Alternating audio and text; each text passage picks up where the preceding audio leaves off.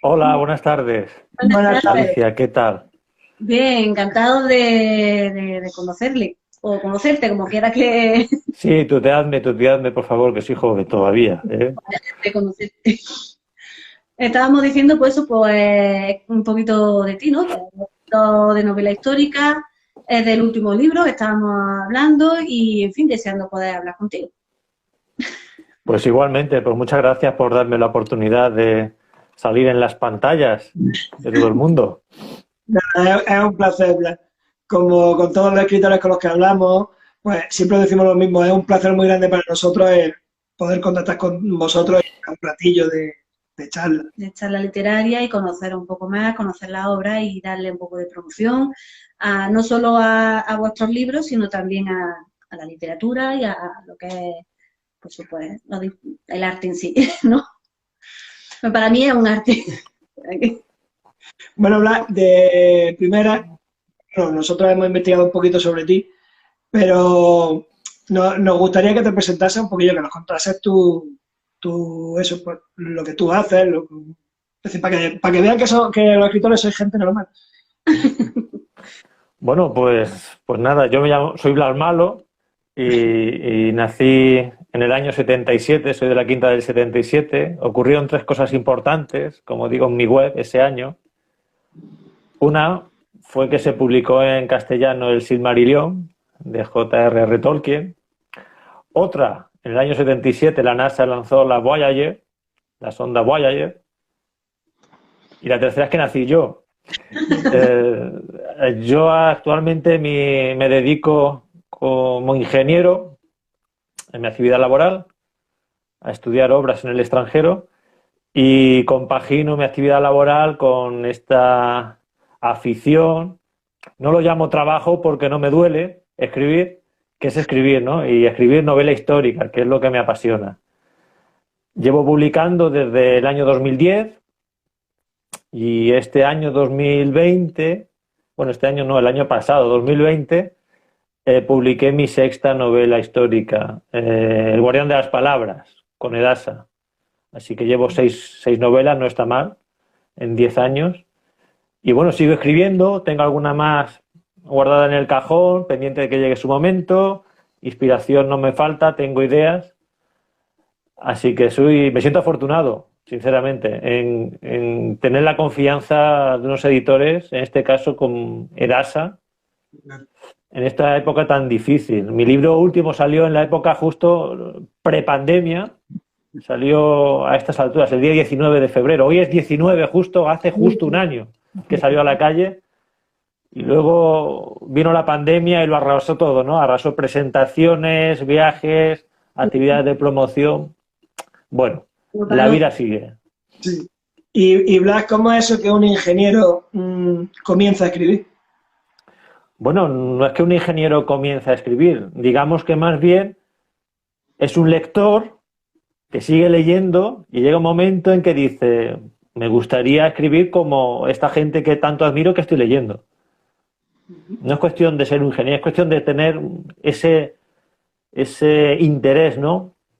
Y esa cosa de decir, ojalá yo pudiera escribir como estas personas que estoy leyendo ahora mismo, ¿no? Y lo intentas y vas mejorando, vas practicando, empiezas con relatos cortos, te atreves a más. Alguien te dice, mira qué bien escribes, me gusta tu relato, eso te da ánimos. Que te lo digan y no te lo terminas de creer, pero bueno, te lo dicen, ¿no? Te da ánimos. Ganas algún premio en tu ciudad. En mi caso gané un premio con un relato corto aquí en el Ayuntamiento de Granada y eso me animó mucho. Caramba, digo, la primera vez que participo y gano un premio, pues a lo mejor puedo hacer algo más con este relato corto. Y de ahí surgió mi primer libro, Anda. El esclavo de la Alhambra. Y eso hace ya 10 años. Y bueno, esa afición, pues a mí siempre me ha interesado la historia, la arqueología, la historia, la ciencia. Me apasiona, la verdad, es que un amplio rango de actividades y de intereses. Al final, bueno, pues como hay que comer y trabajar, en vez de ser filósofo, decidí ser ingeniero Y bueno, la ingeniería es una actividad que lleva muchas horas, pero también te enriquece mucho. Conoces otras zonas de España, conoces cosas de otros países, hablas con mucha gente de todos los rangos, desde el peón a pie de obra que reparte el hormigón hasta directores generales del Ministerio de Fomento. Y eso te da una riqueza, un contacto humano que te sirve para los libros, ¿no? Para dar personalidades. Mucha gente no lo sabe, pero aparecen en mis libros, con nombre camuflado y tal. La inspiración está en el día a día. Claro. Y supongo que a mí me pasa como a otros escritores. Del día a día se nutren para dar vida a los personajes, ¿no? Y transformar algunas situaciones, de desahogarse también, ¿no? En lo que les pasa a tus protagonistas. Y, en fin, verte también un poco una pizca de mala leche si es posible, que siempre viene bien. Entonces eres de ponerle complicaciones a tus protagonistas, ¿no? A tus personajes. Hombre, la vida es complicada y la vida es conflicto. Y en la novela tiene que haber conflicto. Una vida paradisíaca no merece un libro. Claro, iba a decir putear, pero creo que la otra forma queda mejor. Entonces, Es más políticamente correcto. eso. Hombre, vamos a ver. Si en un libro no sucede nada, pues yo creo que tiene poco interés. Quedaría, no sé, muy apagado. Tiene que ser una cosa viva. Y además es que la vida está llena de incertidumbres. Te enfrentas a cosas, ¿no? Los personajes deben enfrentarse a la vida. Y además, los personajes deben ser personas normales, a las que sucede algo y por ese algo que les pasa, pues a lo mejor toman decisiones extraordinarias que en el día a día nunca hubieran pensado tomar, con todas sus consecuencias, ¿no? Al final, nosotros nos pasa igual. Sueles tener muchos días tranquilos, pues luego hay unos días que son de locos y tomas decisiones y a lo largo de los años algunas decisiones que tomaste antes tienen consecuencias, ¿no? Es una novela. Las novelas son como la vida misma y un libro te permite entrar en la vida de unas personas y estar durante 6, 7, 8 horas viviendo otras experiencias y, ¿por qué no?, enriqueciéndote también con esas experiencias, ¿eh? Puedes decir, no, es que todo es ficción, es una novela. Bueno, todo es ficción, no.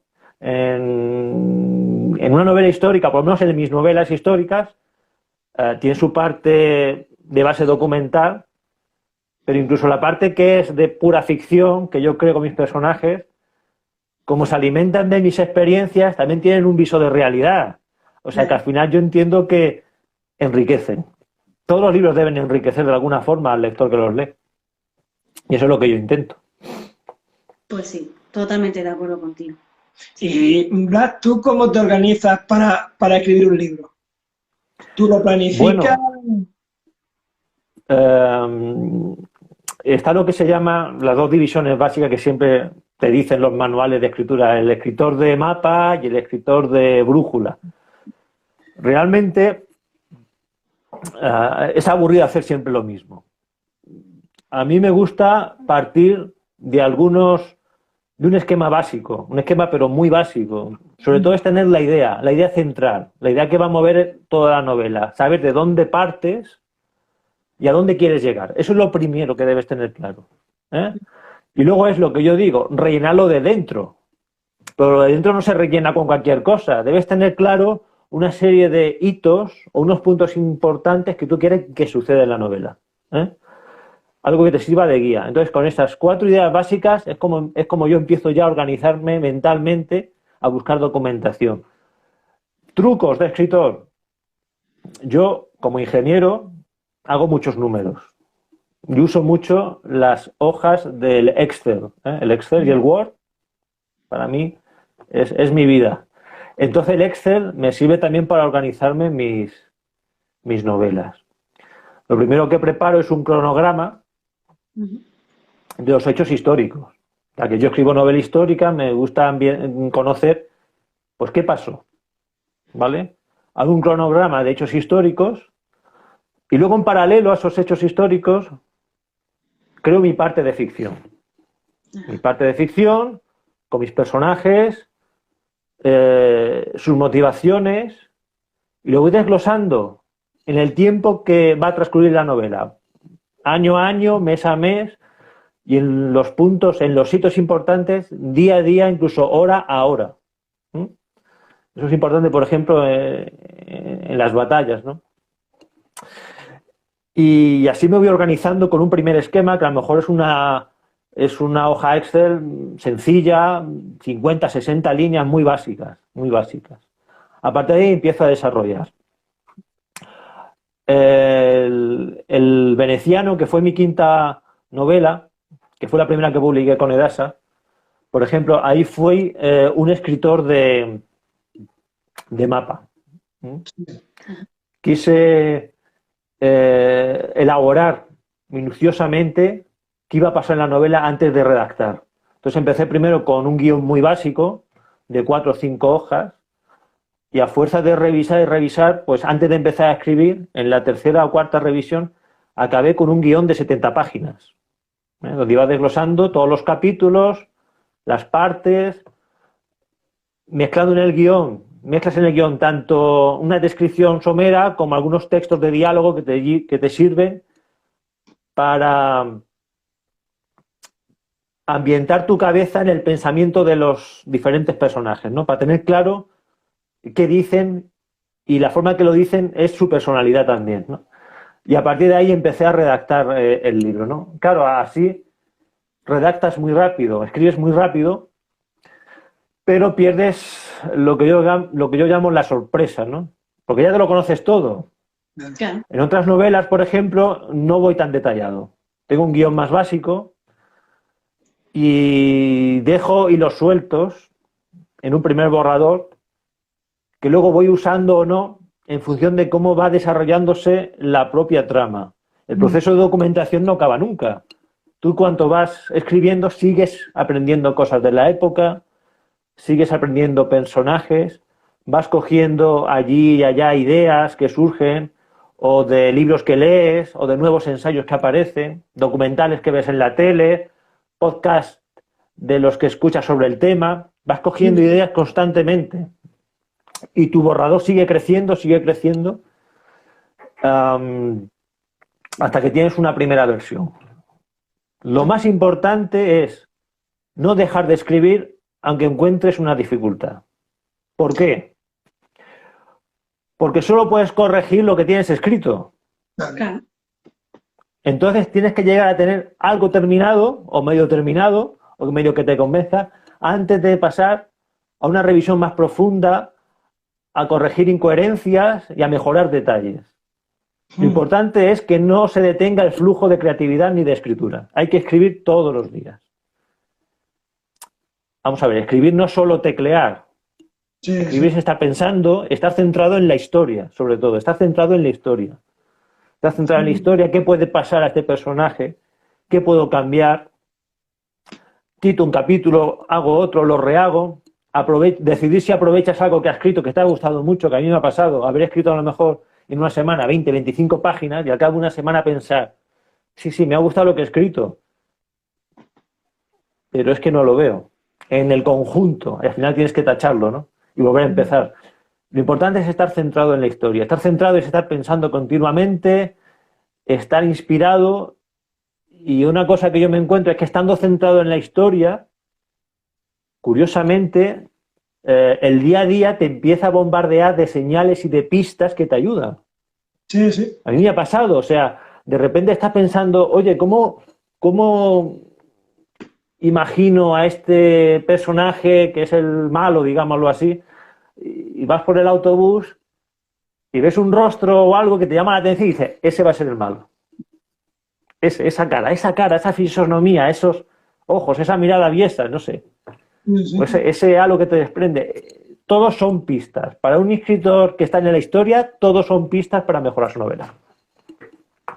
Y la puedes encontrar, como está diciendo, pues alrededor tuyo, ¿no? En el día a día, me imagino, ¿no? En el día a día, cuando antes salíamos más, era más fácil encontrar esas pistas. Este año la verdad es que ha sido muy raro, claro, para todos. A mí me gusta viajar dentro de lo que puedo a los sitios de interés de mis novelas, y este año pasado no he viajado nada, con lo cual ese contacto directo con los escenarios, con la situación ambiental, el aire, las sensaciones que te recibes por, no sé, los olores, no lo tienes. Yo no lo he tenido, tienes que imaginar más, ¿no? Al final eso lo recuperaré, pero el borrador tiene que seguir adelante. Todo eso ya lo corregirás. Oye, que terminas tu borrador, el año que viene viajarás, o el año que viene viajaré, o este año si nos dejan, ¿no? Y entonces esos lugares que quiero viajar, viajaré este año en vez del año pasado y completaré sensaciones, ¿no?, que te aporta ese contacto en directo con la realidad. No sé, yo soy escritor de novela histórica y supongo que a otros compañeros de este mismo género les pasa como a mí. Tenemos la fortuna de vivir en Europa y vivir en España. Todos los países de Europa tienen como mínimo 3.000, 3.500, 4.000 años de historia. O sea, tenemos la fortuna de vivir en una zona del mundo muy rica en hechos, acontecimientos, conflictos y emociones. De todo eso se alimenta un escritor. Entonces, yo cada vez que voy a algún sitio, pues no dejo de imaginarme la vida en otros siglos, en otras épocas, y respiro tocando las piedras de los puentes, de las casas antiguas, de las edificaciones, imaginándome, digo, si es que esto no es tan antiguo, si es que hace 200 años, en el siglo XVIII, casi la gente de los pueblos vivía casi igual que en la Edad Media. Sí. O sea, no hay que ser tan lejos en el tiempo. Y es fascinante, para mí es fascinante ver piedras viejas, es fascinante, porque me da pie a entrar en otro mundo, en otra época. Sí, sí. Totalmente de acuerdo. A mí me gusta la arqueología, de hecho he tenido oportunidad de estar en algún yacimiento y sé lo que, o creo saber a lo que te refieres, así que estoy de acuerdo con eso. Por aquí estoy leyendo que preguntan que cómo te enfrentas a un bloqueo. Vale.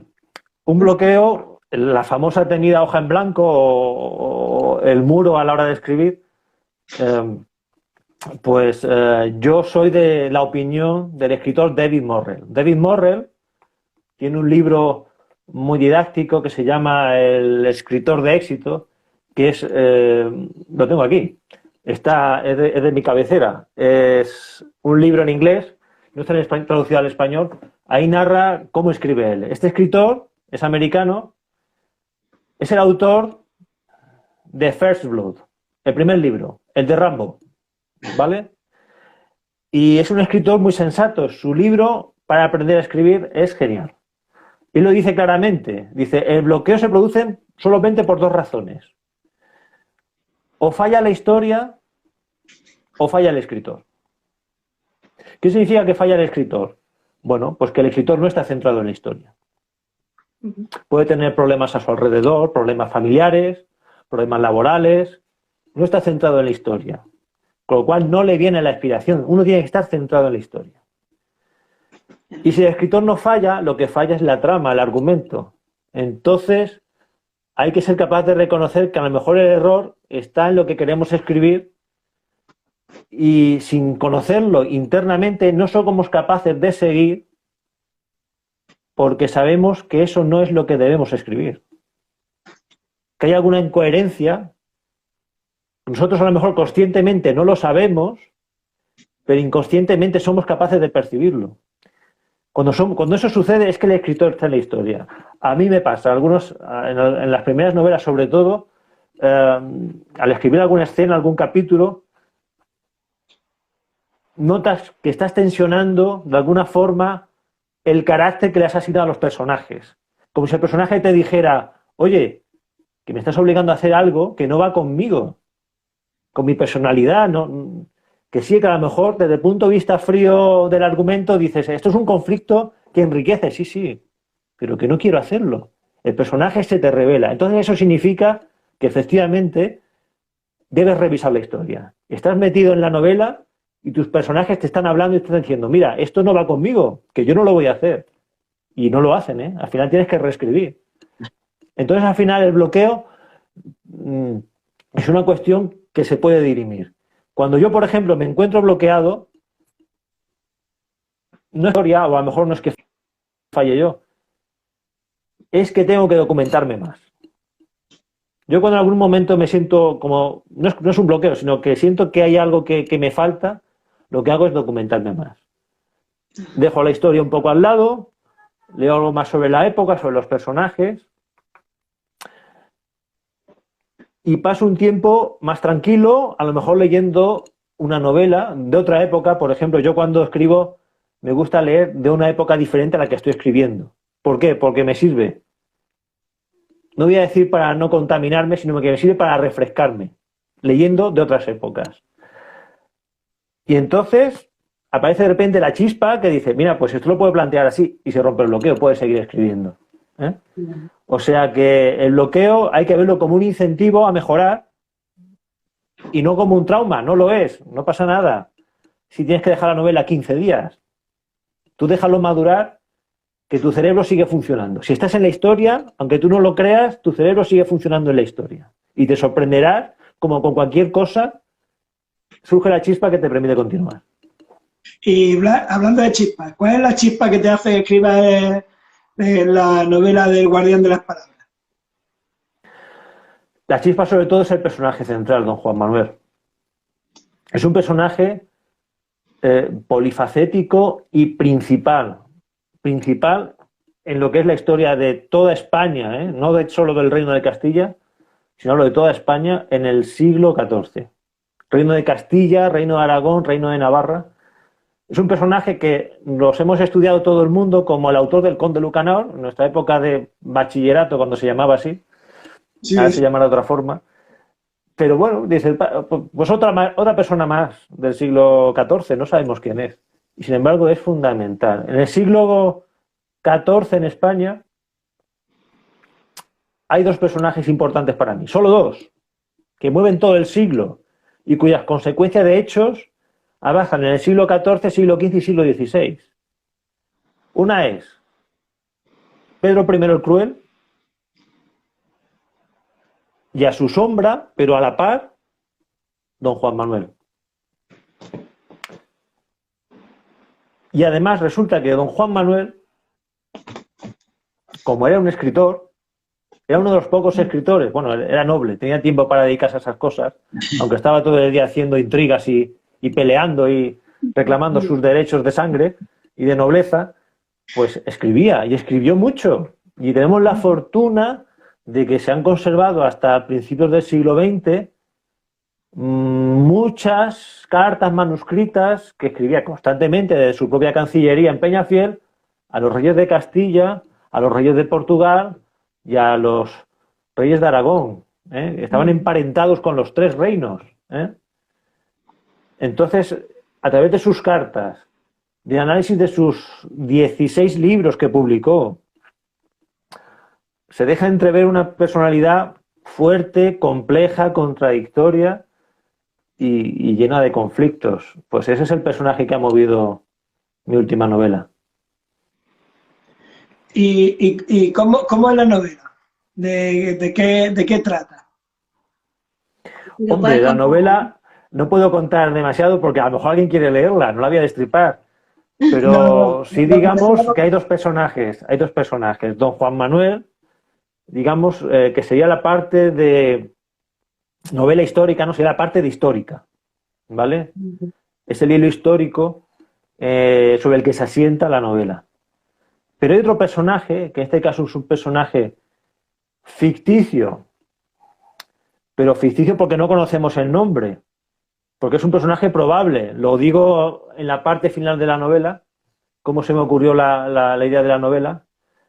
Es un personaje ficticio porque yo le pongo el nombre, que se llama Rodrigo de Dios, y es que realmente, aunque parezca que la novela va sobre don Juan Manuel, no es así.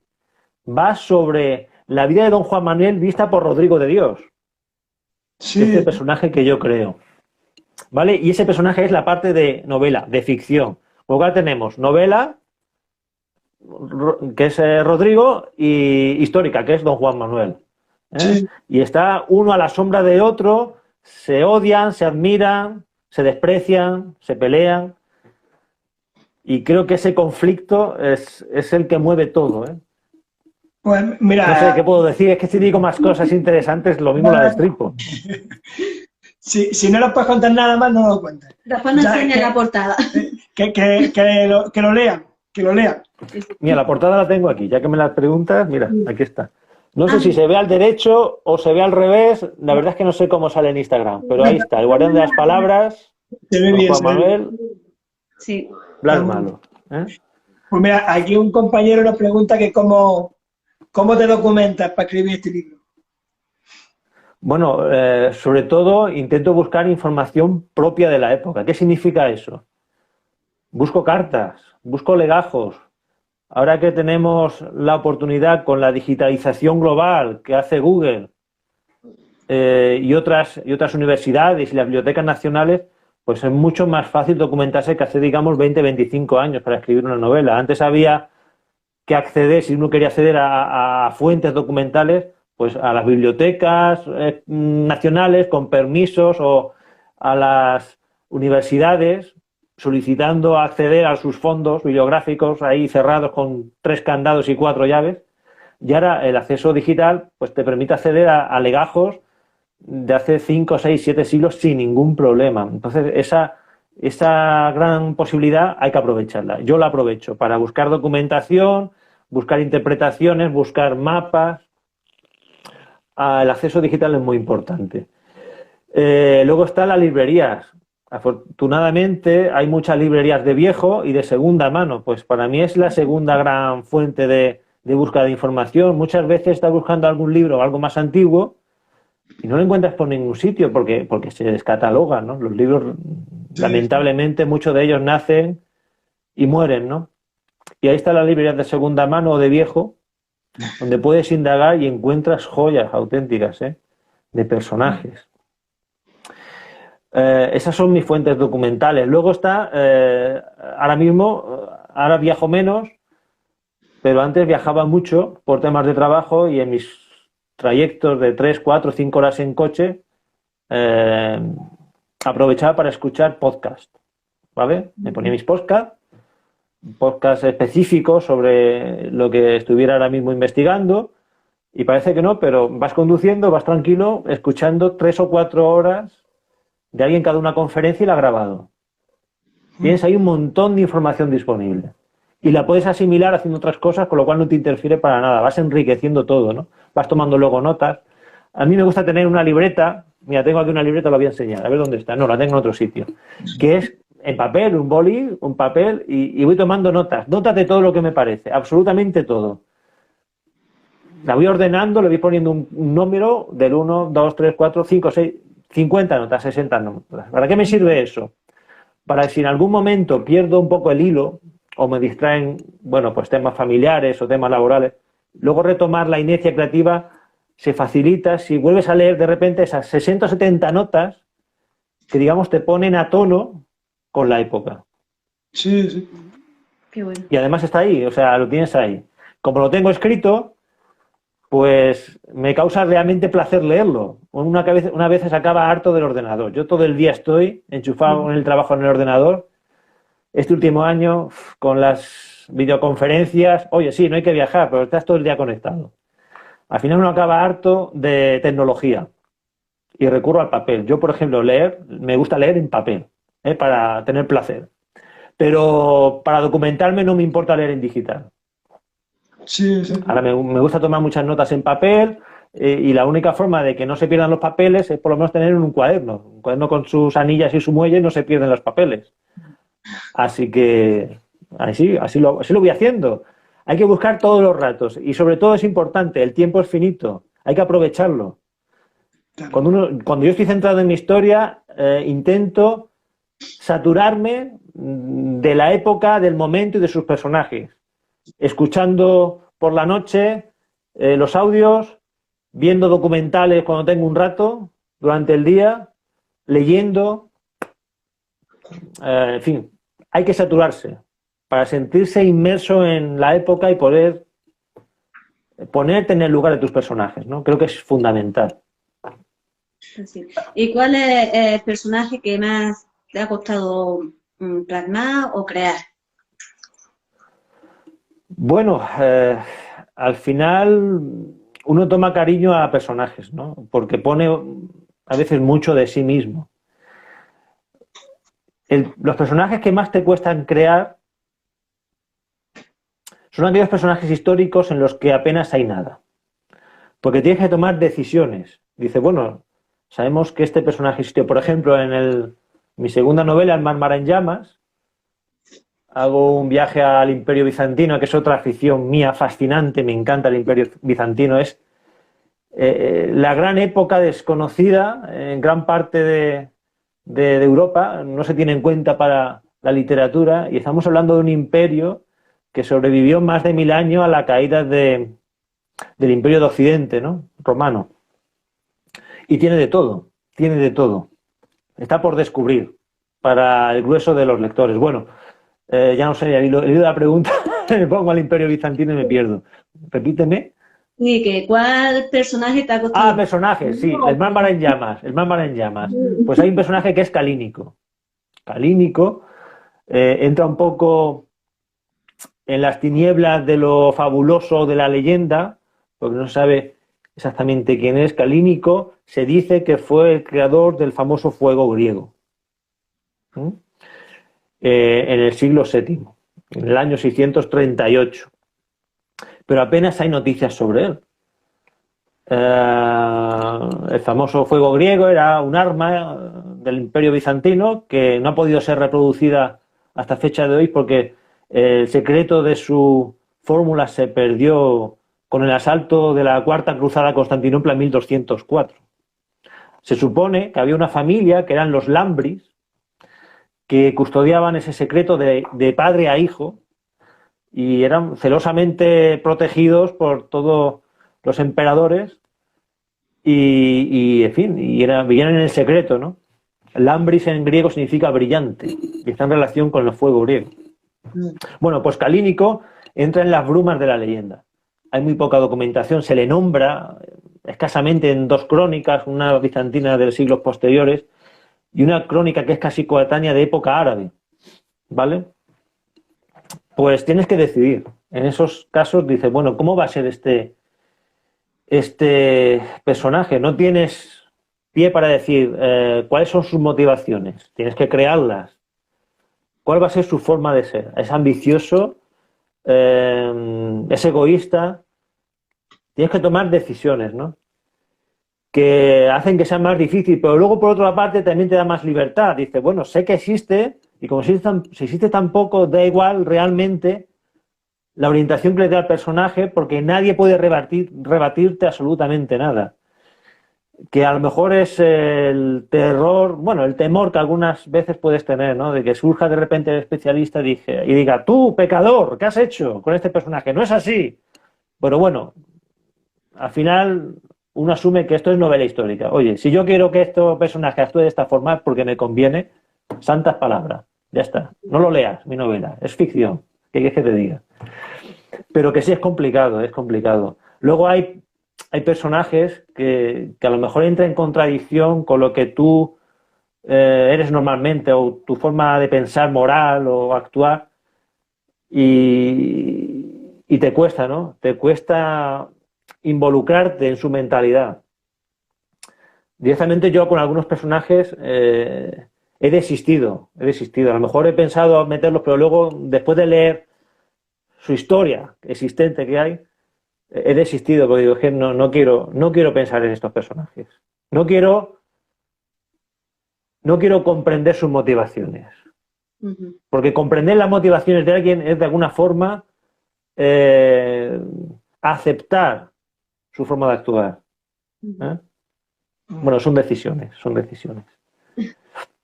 Aquí, por ejemplo, veo que hay una pregunta que está diciendo, dale las gracias a don Blas, sí, que El Señor de Castilla fue mi primera novela y ya no puede parar. Sí. Por muchas gracias. El Señor de Castilla fue mi tercera novela y para mí sigue siendo una novela muy especial, ¿no? Porque narro la historia del pueblo de mis padres. Mis padres son de Jaén, de un pueblo que se llama Torre Perojil, Sí. y narro precisamente las aventuras y desventuras que en época de Pedro I el Cruel tiene don Pero Gil, el tercer señor de ese señorío, de la Torre de don Pero Gil. Y es una época de mi vida que se intercala con la profesional, de muchos viajes, muchos sinsabores, que yo transmito a uno de los protagonistas, que es Bernardo, el pobre, que sufre a la sombra de su señor don Pero. Así que para mí sigue siendo una novela muy especial, ¿eh? Muchas gracias por acordaros de ello. Bueno, y aquí nos pregunta Germán otra vez que ¿tú cómo participas en la edición del libro? ¿Tú eliges Vamos a ver. La edición del libro, la primera participación es escribiendo. Sí. Tienes que escribir un buen libro, ¿eh? Que tú te convenzcas a ti mismo de que es bueno y que luego también la editora diga, también es bueno, oye, pues sí, nos animamos. Ahora bien, a la hora de participar en la edición que tiene, pues tiene el diseño de la cubierta, el diseño de las guardas, con decidir si se ponen imágenes, si no se pone nada, si se ponen mapas, la tipografía, si vas a distribuirlo por partes, por bloques, por capítulos, si vas a dejar hojas en blanco entre capítulo y capítulo o vas a hacerlo todo continuo como si fuera una crónica, son formas de presentarlo. Para mí, a mí siempre me han preguntado, los editores siempre me han preguntado, oye, ¿has pensado algo para la portada? Y yo, evidentemente, siempre pienso algo por la portada. Vamos a ver, al editor le es más fácil preguntarle al escritor, que tiene en mente la historia, tiene en mente los personajes, pues es preguntarle, oye, ¿qué imagen tienes tú de tu libro? Suele ser una imagen, una escena importante o significativa o que tenga doble sentido, que sea ambivalente, pero siempre hay una imagen. Yo siempre he tenido una imagen y yo siempre la he transmitido y a mí me la han respetado siempre, más o menos, me la han respetado siempre. A lo mejor hemos cambiado alguna vez el título por algo un poco más significativo o más simbólico, pero en general lo que es la imagen de la ilustración, a mí siempre me han aceptado las sugerencias. La parte interior, para mí, y esto es personal, a mí las novelas históricas me gustan que tengan siempre mapas. Siempre. Esto es como el libro de la Isla del Tesoro. Tú ya abriendo la primera página ves el mapa de la Isla del Tesoro y dices, esto es de aventura, esto es fascinante, ¿qué va a pasar aquí? ¿Qué ocurre en esta tierra ingrata? ¿Qué va a pasar? ¿Qué va a suceder? Yo necesito ver los mapas en las guardas, ¿vale? Ahí no siempre me han hecho caso. ¿Por qué? Porque dibujar un mapa a la editorial le supone contratar a un ilustrador, que hay que pagarle, y a lo mejor prefieren usar una foto fija, que es algo más económico, ¿no? Una imagen de un banco de datos o lo que sea, que haya que hacerle 4 retoques y queda hecho. Bueno, pues a mí me gusta meter mapas. No siempre me hacen caso, yo siempre insisto, que para mí la novela histórica es aquella que tiene mapas. Mapas. Te pone en lugar.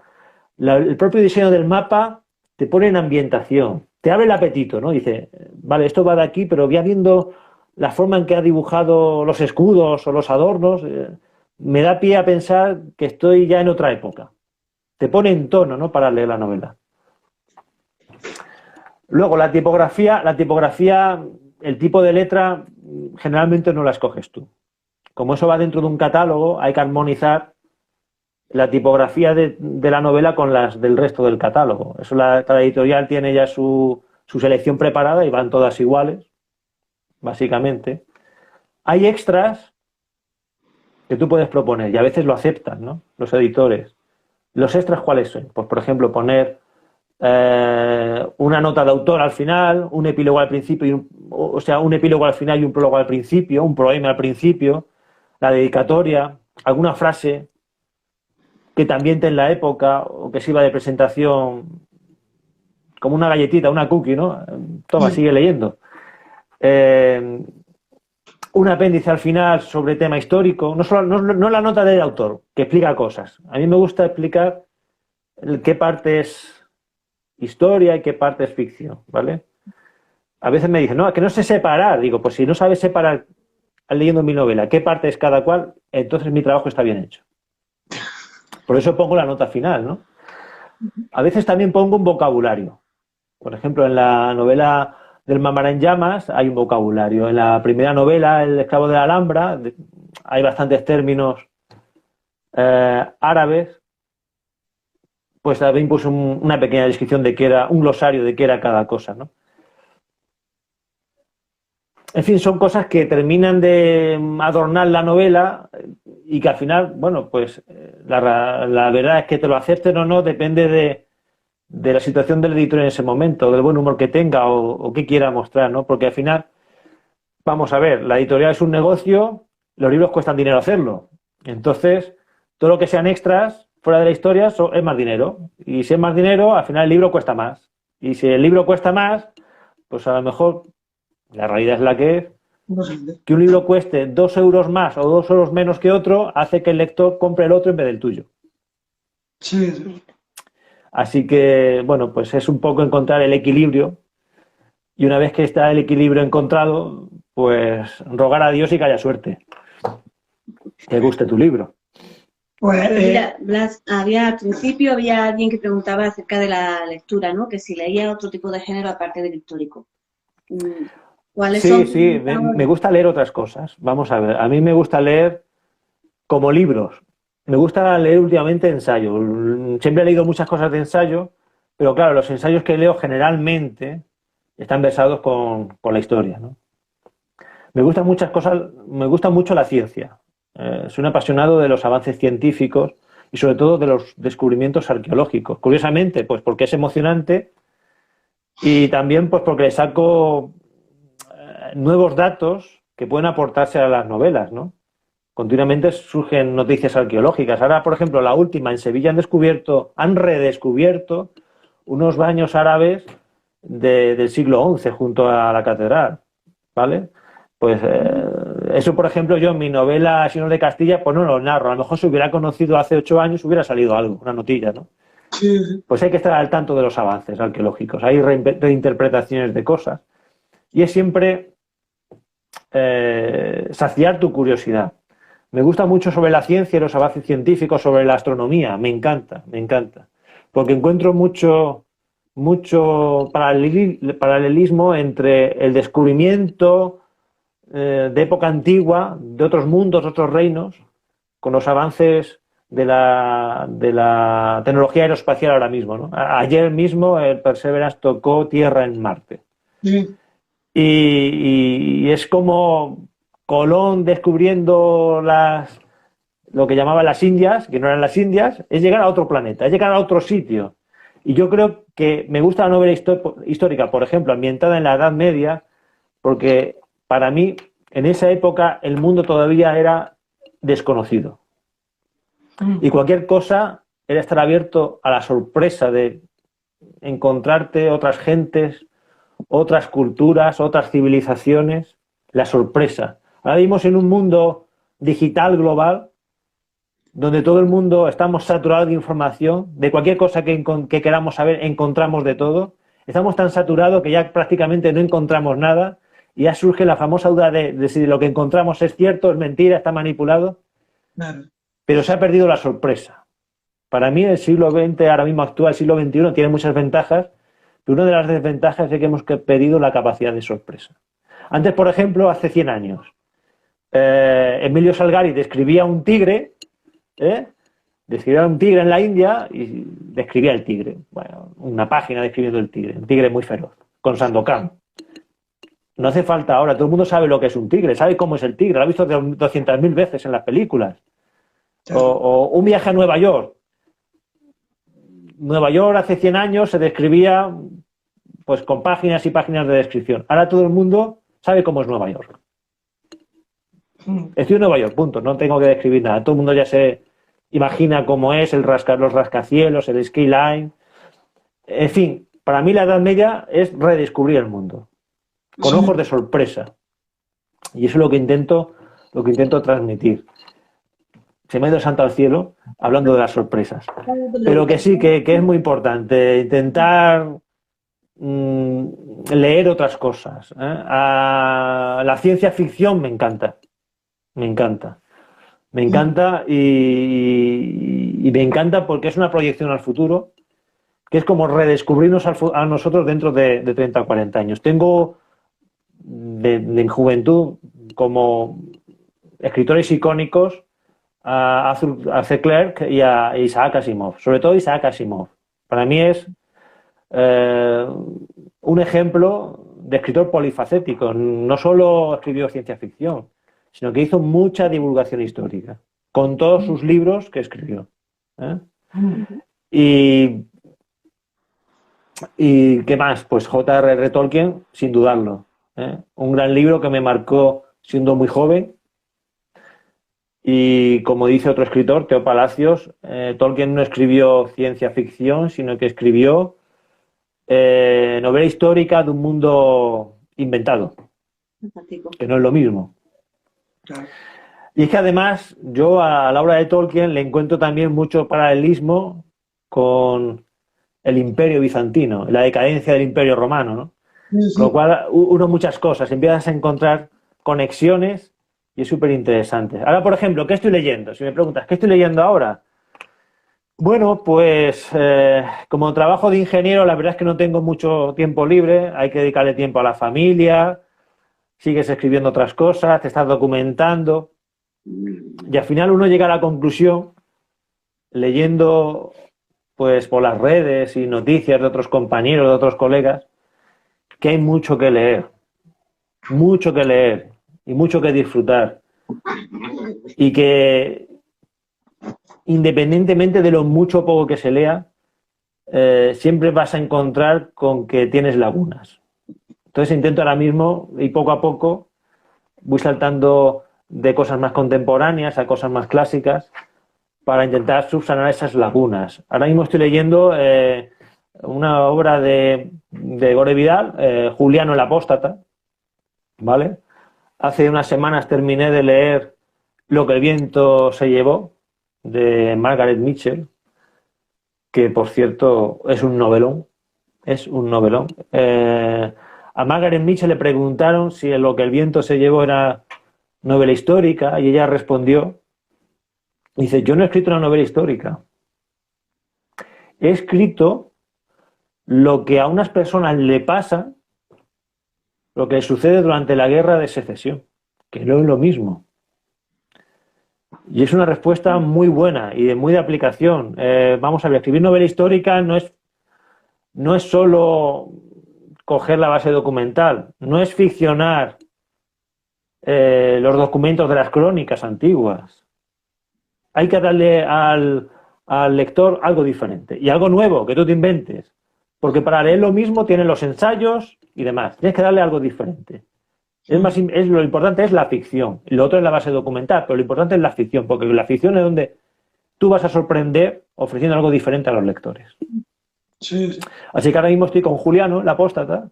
Tengo aquí otro libro pendiente de un autor moderno, Sebastián Roa, que otro escritor, colega de novela histórica, con su libro Némesis. Me gustaría leer el proyecto Moisés, de Iñaki Vigi, que es también de Dasa. Tengo pendiente La hoz y la espada, también de Dasa, de Chris Echegoyen. En fin, muchos libros, poco tiempo. Afortunadamente, como lector, ¿qué puedo decir? Que hay mucho donde elegir.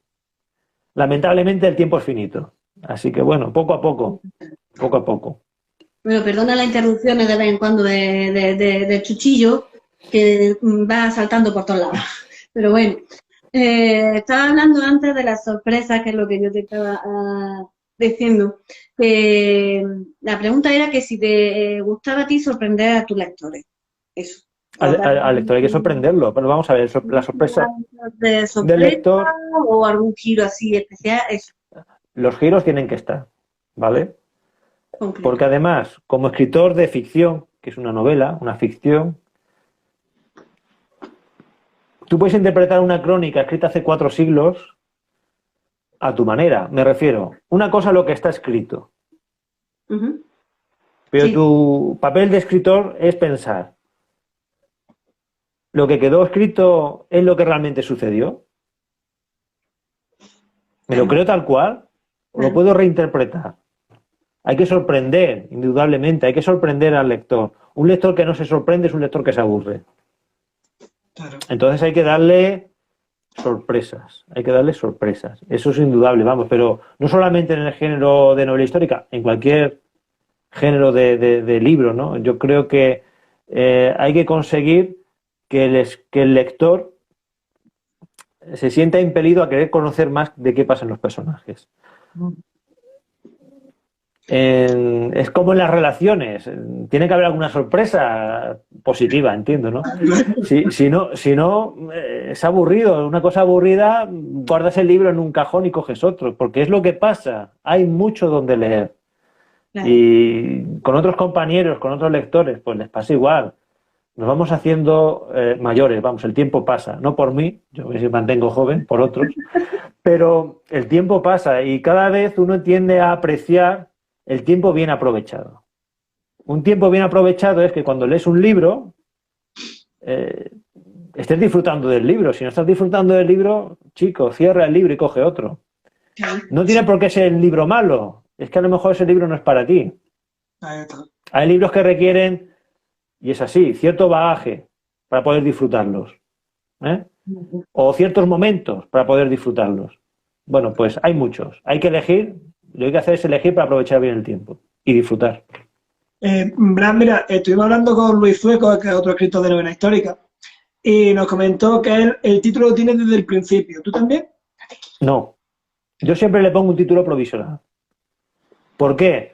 Porque para mí el título, al final, es una condensación de algo relevante que ocurre en la trama o de toda la trama del libro, y eso yo no lo sé cuando llego a ese punto hasta que lo alcanzo. Ya te digo que mi forma general de trabajar es intentar dejarme cosas que me sorprendan. Yo sigo aprendiendo durante el proceso de redacción y no sé cómo voy a llamar el libro de forma definitiva hasta que acabo. Y lo pienso y lo medito y me hago a lo mejor una lista de 30, 40, 50 títulos. Dejo que la tormenta de ideas me vaya soltando posibles títulos hasta que voy seleccionando y digo, sí, pues al final yo creo que este me gusta por estos motivos, ¿no? Eso sí, aunque no tenga un título claro, sí me gusta llamarle de alguna forma a la criatura. Sí. No lo llamo con tres símbolos de interrogación, lo llamo aunque sea una palabra o algo que esté relacionado por llamarlo de alguna forma, ¿no? Sí, Y sí. luego ya se verá cómo se llama al final. ¿Y el guardián de las palabras de dónde sale? El guardián de las palabras, pues tendrás que leerlo, el lector, para descubrirlo, pero digamos que juega con un doble significado. Vale, vale. Porque se llama el guardián de las palabras, pero no digo ni de quién son las palabras, ni quién es el guardián. No tiene el guardián. Vale, vale, vale. Pues nada, lo leeremos y sabremos por qué se la ¿Por qué se llama así? Bueno, Luis, pues eso, Blas, Blas. perdona, que tenía ahí. Estaba pensando en la anécdota. Se está yendo. Bueno, mira, nos queda muy poquillo. Te queremos dejar un poquillo, bueno, Bueno, queda- un breve espacio de tiempo Quedaba para alguna que, pregunta ahí en el para que tú tintero. nos cuentes por qué tenemos que leer tu libro, El guardián de las palabras. Bueno, yo sé por qué lo leería yo. Ahora yo voy a decir, ¿por qué tenéis que leerlo vosotros? Todo aquel que ame escribir tiene que leer ese libro. Porque realmente hago un traslado de qué es escribir, pero qué es escribir en la Edad Media. Ya en aquella época había ese interés, ese ansia de inmortalidad. Ese lo tiene Rodrigo y ese lo tiene también don Juan Manuel. Entonces, vais a encontrar muchos guiños o muchas motivaciones de lo que ocurre realmente a nivel literario, porque es una obra también metaliteraria en la vida moderna. Vais a encontrar escritores envidiosos, gente que critica sus libros a mal, a hacer cizaña, gente que se burla de leer, de los lectores, gente comprensiva que te pide sigue escribiendo, no te preocupes. por las dificultades. Así que también es una novela un poco catártica, ¿no? En esta época tan complicada de escribir, publicar y conseguir lectores. Yo sigo muy agradecido a Edasa que haya decidido sacar esta novela. Tuve la suerte de que saliera antes de la pandemia y la mala suerte de que saliera justo también antes de la pandemia. Pero bueno, ahí está el libro, ¿no? En las librerías. Y siempre me preguntan, ¿es tu mejor novela? Digo, hasta el momento sí, porque seguimos aprendiendo. Entonces yo intento que la siguiente sea un poco mejor, ¿no? Leedlo. Yo no digo que lo leáis porque sí. Yo solo digo que le deis una oportunidad. Y encontraréis que yo creo que es un libro que os va a gustar, ¿eh? Es una historia complicada de don Juan Manuel. Y vais a descubrir una figura que efectivamente la segunda más importante del siglo XIV y XV y que extiende sus redes más allá de muerto, más allá de la muerte, como él decía. Dice, ¿por qué escribo? ¿Por qué escribo yo? Dice en una de sus cartas. Porque he conocido a grandes hombres y de todos ellos se dijo, murió el hombre y murió su nombre. Pero eso no sucederá conmigo. Cuando yo muera dirán, murió el hombre, mas no murió su nombre. Qué bueno. Esa también es mi ambición, creo, y la de todos los escritores. En parte yo creo que también. No, yo decía antes lo de la preguntilla, porque sé que estás participando en Escritores en tu Salón. Entonces, pues, para que nos contaras por encima, porque quedan muy poquito tiempo, pues de qué va y por si la gente quiere unirse, que os vea. Sí, básicamente, ¿qué es? Pues como llevamos tanto tiempo confinados, no hacemos presentaciones, no nos juntamos con otros colegas de escritura, no vemos a nadie y al final hemos encontrado en la opción telemática, pues por lo menos una forma de unos cuantos amigos que escribimos mantener cierto contacto. Y como la escritura es una cosa solitaria, es mejor hacer en grupo pues algunas conversaciones, preguntar dudas, temores, perspectivas de futuro. Y hemos decidido que esas charlas, unas charlas que hacemos en privado, pues a lo mejor alguien quiere escucharlas. Entonces hemos decidido hacerlas públicas, ¿no? Y por eso hemos creado una página en Facebook que se llama Escritores en tu Salón. Hemos hecho ya 2 charlas, la próxima será el día 11 de marzo, intervendrá Iván Morín y yo mismo, y además, ya lo adelanto, se llama ya Grandes Villanos. Vamos a tratar de los grandes villanos de la literatura y están relacionados también pues con la narrativa del cine, ¿no? Entonces va a ser una charla muy interesante. Es como si nos reuniéramos una charla de amigos en un café bar, que no podemos ir, a tomarnos un café sin mascarilla, que no podemos tomarnos. Bueno, pues lo hacemos virtual y por lo menos estamos hablando tranquilamente. Y si alguien quiere escucharnos, pues se sienta virtualmente en su casa y nos escucha. Y opina, y comenta, y pregunta. Es una interacción que es una opción. Hay que aprovechar las tecnologías modernas. Ya que no podemos en vivo, pues lo hacemos en diferido, en directo con la charla virtual. Así que yo creo que hay que animar a todo el mundo a que vea Escritores en tu Salón. En Facebook, buscarlo en Facebook.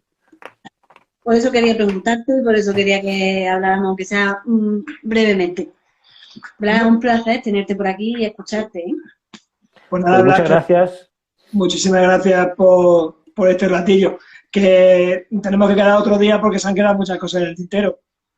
Pues sí. Cuando queráis repetimos, segunda parte o tercera, yo estoy dispuesto. Muchísimas gracias, Pues Blas. ya quedaremos más adelante. Muy bien, pues muchas gracias a ambos y cuidaos mucho. Mucha suerte, Blas. Un abrazo. Gracias, un abrazo. Y gracias Adiós. a todos los que se han conectado. Lo han visto. Gracias a todos, sí. También estáis ahí, en nuestros corazones. Sí, Ánimo. por supuesto. Claro que sí. Hasta luego. Hasta luego. Adiós, adiós.